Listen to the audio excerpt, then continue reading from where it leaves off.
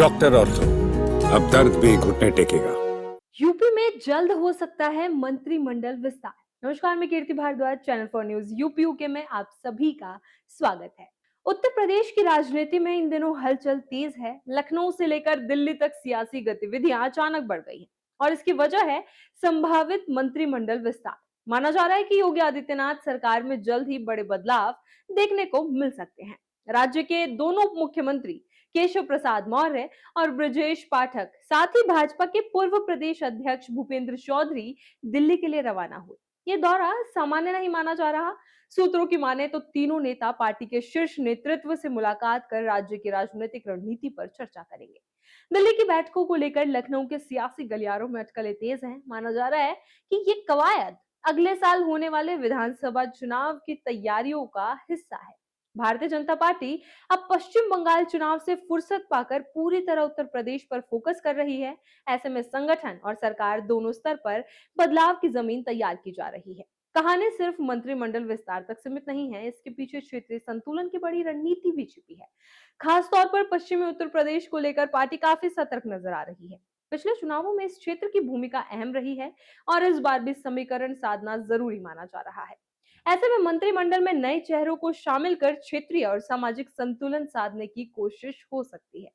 सूत्र बताते हैं कि कुछ मंत्रियों के विभागों में बदलाव भी संभव है, जिनके कामकाज को लेकर संगठन संतुष्ट नहीं है। उन्हें हटाकर संगठन में जिम्मेदारी दी जा सकती है। वहीं जिन नेताओं ने संगठन में बेहतर प्रदर्शन किया है, उन्हें सरकार में मौका मिल सकता है। ये एक तरह से परफॉर्मेंस रिव्यू की प्रक्रिया मानी जा रही है, जिसमें चुनाव से पहले टीम को मजबूत करने पर जोर है। इस पूरी कवायद में संगठन की भूमिका भी अहम है।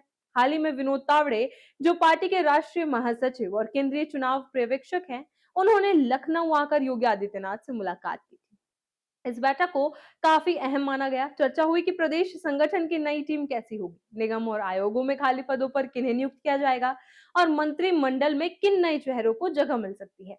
तावड़े ने इसके अलावा वित्त मंत्री सुरेश खन्ना और राज्यसभा सांसद डॉक्टर दिनेश शर्मा से भी बातचीत की। इन बैठकों ने साफ संकेत दिया कि पार्टी सिर्फ सरकार ही नहीं, बल्कि संगठन स्तर पर भी बड़े बदलाव की तैयारी में है। सूत्रों के अनुसार संगठन और सरकार के बीच तालमेल को और मजबूत करने पर खास जोर दिया जा रहा है। बूथ स्तर तक पकड़ मजबूत करने, कार्यकर्ताओं को सक्रिय करने और चुनावी मुद्दों को धार देने की रणनीति पर मंथन हो रहा है।